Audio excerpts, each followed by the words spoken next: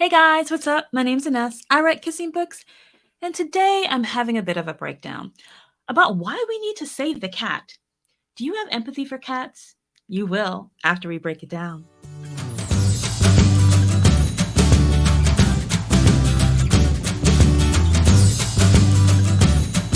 Have you heard the term save the cat? You probably heard about the plotting method from screenwriting, but do you know where the term actually comes from? I was a film major for one semester before switching over to television where I belonged.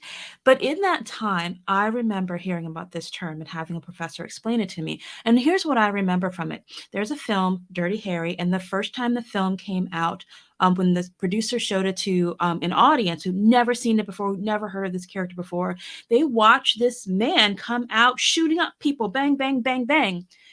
And audiences didn't take to this guy just coming out and indiscriminately killing people, even though the people were the bad guys, but they didn't know that yet. So producers were in a panic. So what they did is they went back and they reshot just a piece of the scene.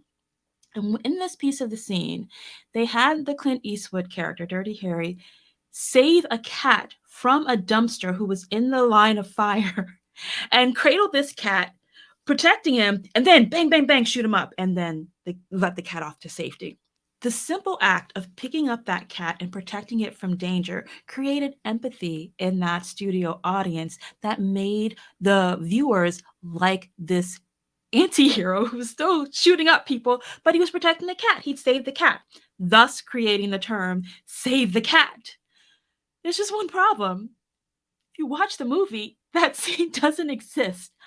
I don't know where I got this story from, and my college roommate, who stayed a film major, has a similar story with a different film. It's also not in the book, Save the Cat by Blake Snyder. So we don't know where these stories came from, but the point remains that creating empathy for your character does so much legwork for making them likable and relatable to your reader or to your viewer. So saving the cat is still a valid method, even though we don't know where the story comes from.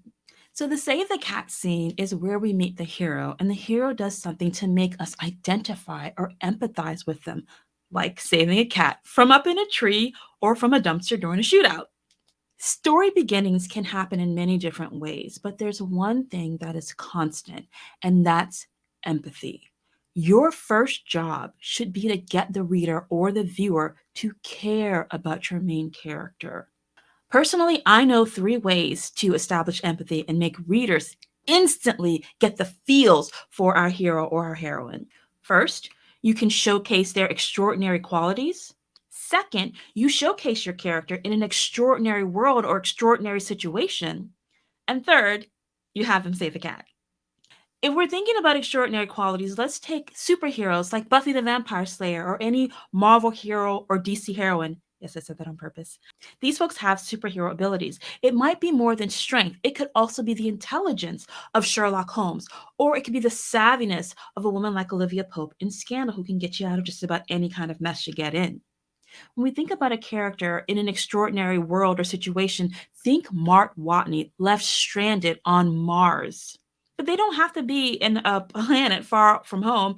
It could be a small town like Stars Hollow, where the Gilmore Girls took place. Or it could be the quaint town of Mayberry, where Andy Griffith reigned as the town authority. It could be a dystopian world, a paranormal world filled with magic and monsters. It could even be an ordinary seeming slow, rainy kind of world like Forks, Washington, where Twilight is based, where magical creatures try to stay hidden, but they lurk beneath the surface. So you can start your story with an extraordinary character or an extraordinary world, or you could do both and then save the cat. Now, during our time together, we are going to talk about Buffy, Scandal, and Castle a lot. They're going to be our quintessential texts. So I highly recommend that you grab the scripts for free from my website or the show notes, or you watch the pilot episodes. Let's take another look at Buffy the Vampire Slayer in the pilot episode where we meet Buffy, who's very pretty, and clearly she would belong in the popular clique, which would make us want to identify with her because we all want to be pretty and popular too. But we'll soon learn as we continue to watch the pilot that Buffy is the Slayer. She is the best fighter of the vampires and the demons and things that go bump in the night. She has superhero heightened abilities. And don't we all want superpowers? But Buffy's at a new school, and that is a situation that immediately elicits empathy for all of us that went to high school. Buffy's going to be an outcast because she's brand new and she looks like she fits in, but she really doesn't because she's still very different from everyone else. So Buffy has extraordinary qualities and she's in an extraordinary situation, and then she saves the cat. When the character Willow is introduced, it's clear that Willow is quiet and she is an outcast. She is not going to fit in with the popular clique. And when Cordelia, the queen bee of the school, treats Willow very mean in front of the water fountain and Buffy sees this, Buffy balks. And we immediately identify with her even more. Buffy befriends Willow, making Willow the cat that Buffy saves, metaphorically speaking. Buffy sacrifices her social standing, showing us that her real superpower is her compassion and her good judgment. Let's take another look at the pilot episode of Scandal with our fixer, Olivia Pope, whose extraordinary qualities is her ability to get anyone out of a messy jam.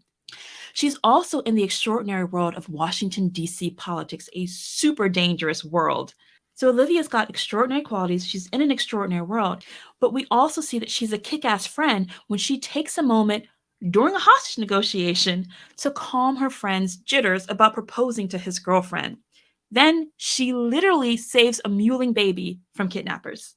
In the mystery Castle, Richard Castle is at the top of his game as a famed mystery novelist, but he gets accused of murder and is brought inside a police precinct to be a part of the procedure of taking down murderers. Extraordinary qualities that he's an amazing author and a bestseller. Extraordinary situation that he's being accused of murder and then is brought on the inside of the police work. But when we meet Castle, we watch him take a moment to be a cool dad in the face of his serious daughter who's doing homework and studying for a test during his party when she really should be at home. Their interaction makes us want to know him even more and like him a bit more and maybe kind of want to date him, maybe. As authors, we all want great books. We want great beginnings. We want fantastic characters who audiences identify with. So you want to give your reader a reason to root for your character, to see themselves or to see who they want to be in your character. Give them those extraordinary qualities. Make the world or the situation extraordinary and show your hero thriving or preparing to survive in that world. Or just toss a cat in for them to save. Did you know there's also a dog scene? But we don't save the dog, we pet the dog. We'll break that down soon. Want a more in-depth exploration of pacing? Try out my course, Page Turner Pacing, How to Write a Binge-Worthy Novel in 21 Days at AnessWrites.com/PTP for Page Turner Pacing. Want to break down shows and movies with me live? Come join me on Teleparty. You can find out the viewing schedule on my website at AnessWrites.com/breakdown. In the meantime, you go get them words, and I'll try to keep it together until the next time that we break it down. I'll see you then. Bye.